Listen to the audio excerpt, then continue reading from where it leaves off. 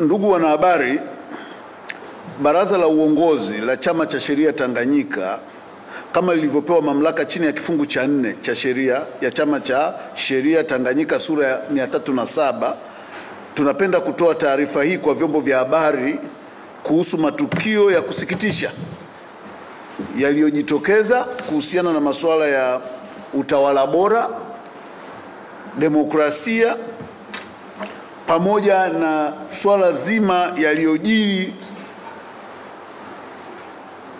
tarehe 24 Aprili 2025 na tarehe 28 Aprili 2025 kuhusiana na kesi ya mwanachama wetu ambaye ni kiongozi wa chama cha Chadema, Wakili Tundu Antipas Lissu. Katika kutekeleza wajibu wake wa kikatiba na kisheria katika kulinda utawala wa sheria, kukuza haki na kulinda heshima ya taaluma ya sheria, TLS inafuatilia kila siku, inatathmini na kuangalia mwenendo, matukio na masuala yote yanayohusiana na masuala ya utawala wa sheria katika nchi yetu, ili tuweze kufanya tathmini na sehemu za kushauri tuweze kuishauri serikali, sehemu za kuonya tuweze kuonya, na sehemu za kuboresha tuweze kuboresha, ili kuifanya nchi yetu kuwa mahali bora na salama kwa kuishi. Ndugu wanahabari, mambo yaliyojitokeza tarehe 24 na 28 ni mambo ambayo TLS kwa mtazamo wake imeona ni mambo yanayoathiri, sio tu kuathiri, yanadogodesha uzito wa muhimili, mantiki ya utawala bora na dhana ya utoaji haki katika taifa letu. Vitendo vyote vya namna hii tunavilaani kwa lugha kali inayostahiki na havifai kufumbiwa macho katika jamii yetu. Ndugu wananchi, kuna mambo kadhaa yaliyojitokeza. Jambo la kwanza, uvunjaji wa sheria na katiba uliobainika. Kwanza, swala la uvunjaji wa haki ya usawa mbele ya sheria. Jambo hili limefanyika ambalo tumeshuhudia kukamatwa kwa wateja wa mahakama. Unajua mahakama ina wateja wake, na mahakama ipo kwa ajili ya wateja wale, sio kwa ajili ya wakili au kwa ajili ya polisi. Ni kwa ajili ya kuwapokea wateja wake na kuwapa huduma yao ya haki ambayo hakuna mahali popote inapotakiwa kupatikana au kuonekana ikipatikana isipokuwa katika mahakama iliyo wazi, mahali panapofahamika, panapozoeleka, na kama kuna kubadilika basi mahali ambako jamii imejulishwa kwa mujibu wa utaratibu kwamba mahakama hii ya wazi itakaa mahala fulani na sio vinginevyo. Kwa hiyo mwananchi anapoenda mahakamani ni mteja wa mahakama. Kukamatwa kwa wananchi kwa wingi tarehe 24 mwezi wa 4 mwaka 2025 bila kufuata misingi ya kisheria na kwa kuonekana kuzingatia misimamo ya kisiasa ni kinyume na ibara ya 13 ya katiba inayolinda usawa mbele ya sheria na kupinga ubaguzi wa kisiasa, na vile vile kinyume ya ibara ya 14 ya katiba inayolinda haki ya kila mtu kuishi na kulindwa na serikali. Kazi ya polisi anapokuwa mahakamani ni very limited: kuleta wahalifu walioko kwenye mikono yao, kushiriki kwenye hatua za kimahakama kama anavyoelezwa na hakimu. Maana nimesikia kuna watu wanasema mahakama imekuwa compromise. Mahakama hauwezi, kwa lile lililotokea Kisutu sio la mahakama, ni la hakimu. Yule ndio mwenye mahakama yake kwa wakati ule, ndio anayetakiwa kulinda wateja wanaokuja mbele yake, na kama kuna maagizo yoyote anaanza kuzungumza na mawakili, mawakili wanazungumza na wateja wao. That is a practice. Hakuna interaction yoyote ya OCD na hakimu anaendesha kesi kabla mawakili hawajapata taarifa hiyo. Lolote linalofanyika hivyo ni kinyume cha sheria na kinyume cha katiba, na ni dalili za kuingilia uhuru wa mahakama na kuifanya mahakama kama kikaragosi hivi tu. Kwa hiyo sisi tunaona hapo kulikuwa na uvunjwaji mkubwa wa sheria na haki za wananchi waliofika mahakamani.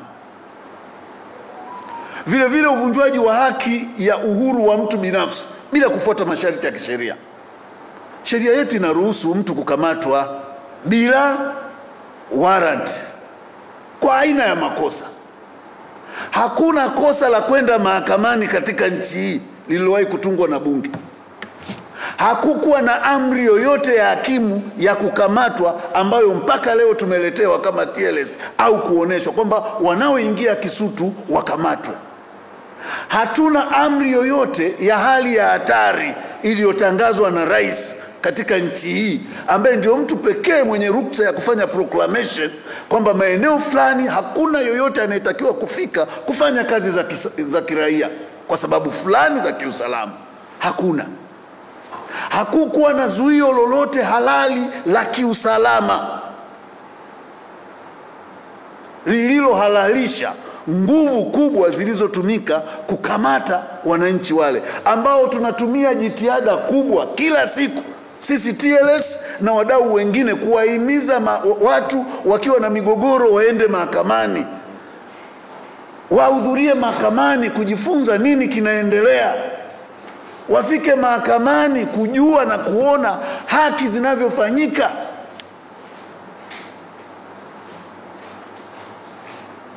Ndani ya masaa machache watu wachache wanaingia, wanaleta vurugu mpaka mawakili.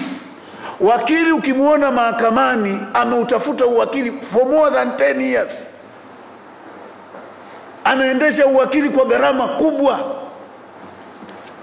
It's not just a person. Unaenda unapiga wakili na kirungu unasukuma nje ya mahakama. Wakili hafanyi kazi uwanja wa Taifa wala hafanyi kazi Central Police. Wakili eneo lake la kazi ni mahakamani. Lakini tumeshuhudia hali ya ajabu isiyoheshimu utawala wa sheria, hali yenye kuvua na kuiweka nje nchi uchi kisheria. Na ajabu kabisa unaona bungeni, ajabu kabisa unamsikia waziri anasema hili ni sawa. Nitaeleza kwa nini si sawa, kwa sababu ndio kazi yetu sisi TLS. Vile vile uvunjwaji wa haki ya uhuru wa mtu kwenda atakako. Tumeshuhudia watu wakikamatwa wanapelekwa. Tumezoea mhalifu, sheria inasema ukimkamata anafanya cognizable offense, mchukue mfikishe haraka, kama sio mahakamani kwenye kituo cha karibu cha polisi. Hatuna sheria inayotupa sisi mtu kukamata mtu kuzunguka naye kwenye gari na kumtupa mtaani, au kumkamata kwenda kumtupa raia kwenye msitu fulani. Alafu mpaka leo hatujapata maelezo ni kikosi gani kilihusika kukamata wale raia mahakamani na kwenda kuwatupa porini. Hii ni aibu kwa utawala bora, na ni kitendo ambacho nilitarajia waziri wa mambo ya ndani au amechukua hatua, na asipoweza kuchukua hatua katika hili awajibike, kwa sababu haya mambo ndiyo yanayoipaka matope nchi. Hii nchi sio kwamba tuna sheria mbaya kiasi hiki. Soma sheria zetu nzuri. Hizi sheria zetu jamani si mbaya kiasi hiki. Kuna watu makusudi tu kwa jeuri, tuna kiburi tu, wanafikiri Watanzania ni punda au ng'ombe wa kuswaga jinsi wanavyoswaga. Sisi TLS tulisema tunataka kuengage na kila mmoja, tunataka kuwa daraja la amani katika taifa letu. Uungwana wetu sio uoga, sisi sio waoga. Tunapozungumza tuheshimiane, tuheshimu wananchi. TLS ilipewa majukumu yake ya kikatiba na kisheria. Wakili anaenda mahakamani, siku hizi wakili anapigwa. Juzi Babati hapa wamemuua wakili. Wameua wakili Joseph Masanja. Tumeunda tume, imeenda pale, imefanya kazi. Ameuawa ndani ya eneo la magereza. Polisi mpaka leo hawataki kufanya uchunguzi. Walimuita mlevi kama jana walivyokuwa wakimuita Father Kitima mlevi, sio amekaa si masaa mangapi akiwa na leva. Wameua Joseph Masanja. Sisi kwa uungwana tumetulia. Sio kwamba hatuna hasira. Tumetulia, tukaandika kwa utaratibu kabisa. Tunashukuru magereza wakatuita, walitupokea. Magereza wakazungumza na sisi na wakatuonyesha hatua walizochukua. Lakini wakatueleza kuna wigo wao magereza hawafiki. Tunaandika barua kwa waziri wa mambo ya ndani, mpaka leo hajatujibu. Hatutakaa kimya. We are coming very strongly as it never happened before. Kwa sababu sisi sio kuku wa kuchinjwa. Kuwa wakili sio tiketi ya kuuawa bila sababu. Ni kazi halali. Tuheshimiane. Tumeandika barua ili Watanzania, ninasema hapa Watanzania mjue, msije mkasema TLS wakorofi. Tumeandika kumuona waziri kwa sababu upelelezi haufanyiki makusudi. Wanaona yule wakili ni sawa na kuku au mbwa tu aliyekanyaga barabarani. Yule ni baba, ni mwenzetu, is our colleague. We are not going to be silenced. Tumeandika barua, hawajafanya. We follow up with action.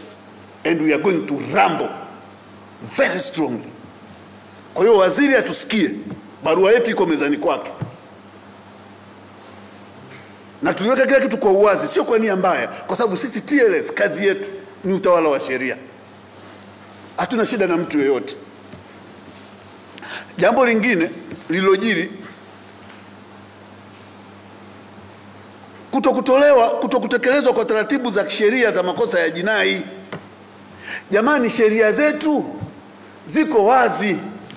Ni kweli kuna mazingira ambayo lazima shauri liendeshwe in camera, yani kwa faraga.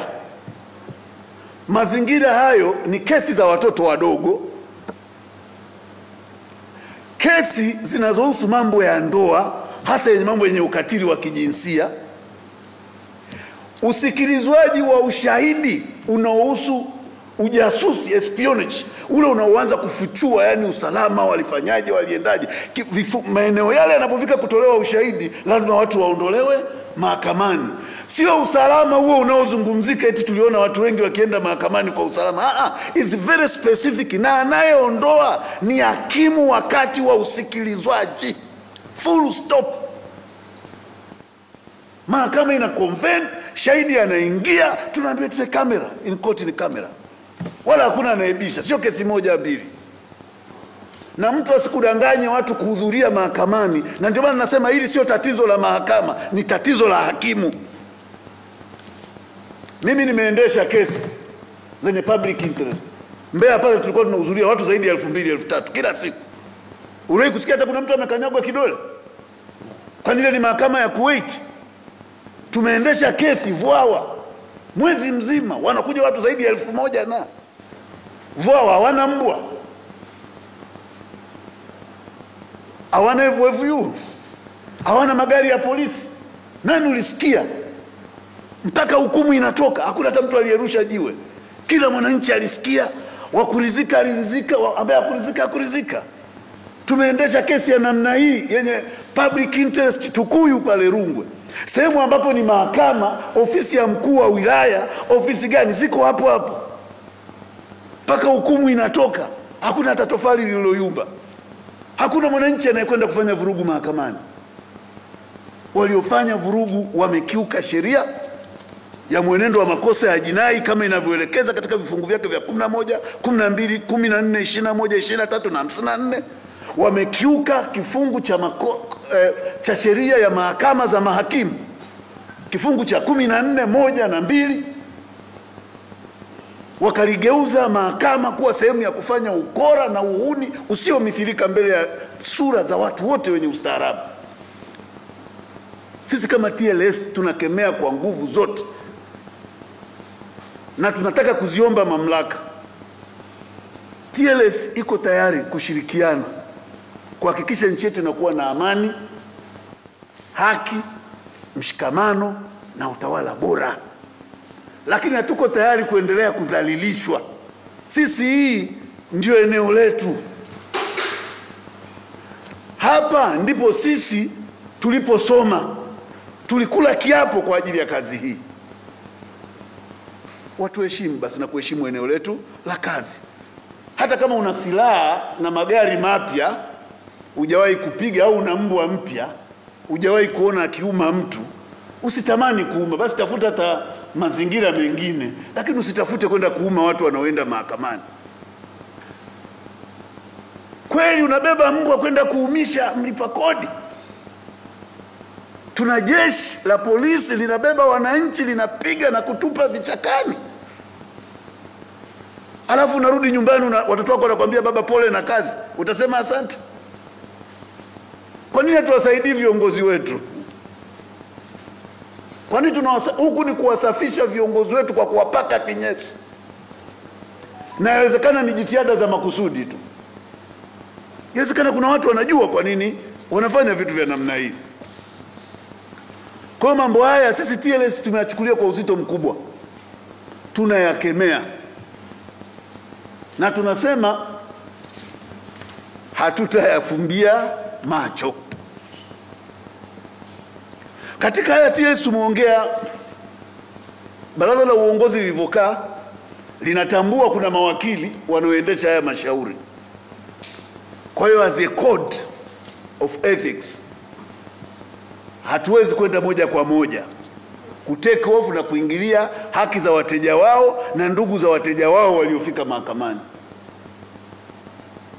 Lakini tutakachofanya, tutashauriana nao kuona namna ya kuwawezesha na kuratibu ili hatua stahiki za kisheria zichukuliwe kwa wote waliohusika kwa majina yao. Kila aliyeonekana akitekeleza kitendo hiki kwa majina yao. Na tunasema tutashauriana nao kwa sababu wao wana discretion yao. Wangekuwa hawana mawakili, leo ningekuwa ninatangaza majina ya mawakili na tarehe tunayokwenda kufungua kesi.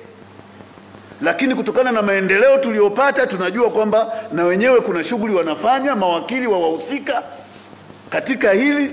Kwa hiyo na sisi lazima tuwaache nao wafanye kwa maeneo yao. Kwa hiyo sisi tunachofanya cha kwanza, tumeonya kwa ukali na tumesema yoyote anayesema kilichoendelea kule mahakamani ni sahihi ni mpotoshaji na hajajielekeza sawasawa kwenye sheria. Kuna mazingira mahususi yanayoongoza usikilizwaji, lakini sio yale yaliyojiri tarehe 24 na tarehe 28. Na ni ajabu jambo hili linabishaniwa mahakamani. Mwanasheria mkuu unasimama bungeni na kuzungumza, kucomment na kutoa maoni yaliyoingilia uamuzi ambao bado hujatoka mahakamani ndani ya bunge. This is a grave insult to our judiciary. Na tunashauri tutatafiti na kuwashauriana na wenzetu tuone namna ya kufanya, kwa sababu uamuzi wa mahakama umeshaingiliwa. Ametoa ruling AG bungeni, kitu ambacho ni wrong. Alitakiwa kurefrain. Haukatazwi kucomment kitu kinachoendelea mahakamani, lakini lazima uobserve kinaitwa sub judice rule. Yani ninapozungumza lazima isiwe na suggest majibu ya jambo linalotakiwa kufanyika mahakamani, au nisiwe nina evaluate ushahidi, kazi ambayo ni ya hakimu. Lakini kama ni fact tu, Mwabukusi amezungumza hivi ushahidi, ukaorozesha ule, hujafanya kosa lolote. Ukasema kuna kesi hii na hii inaendelea hivi, hujafanya kosa lolote. Ukishafika kusema kitu hichi ni kweli, kiko hivi, ni sahihi na tumepitisha hivi, kwa nini tuwe na mahakama? Twende kwa AG, awe hakimu mwenyewe, awe polisi mwenyewe. Yale majengo tufugie kuku na nguruwe. Why wasting your time? Kwa hiyo ili tunakemea jambo likiwa mahakamani, lazima tu observe sub judice rule. Tukiteteresha mahakama, ndugu zangu, tukiteteresha mahakama, hatuna jeshi wala polisi wa kuzuia hasira za watu milioni 61, milioni 62. Lazima tuelewe hiki kihopu kidogo nachokiona ni kwa sababu mimi naamini panya akinikanyaga nitampeleka mahakamani. Nikishajua mahakama hii ni ya panya na inafanya anachotaka panya, tutafika mahali tutalia na kuomboleza.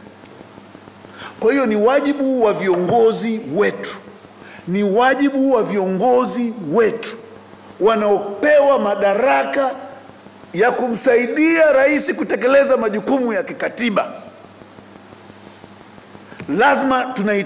Lazima kiwekwe chombo cha kusimamia utendaji wao, hususan jeshi la polisi.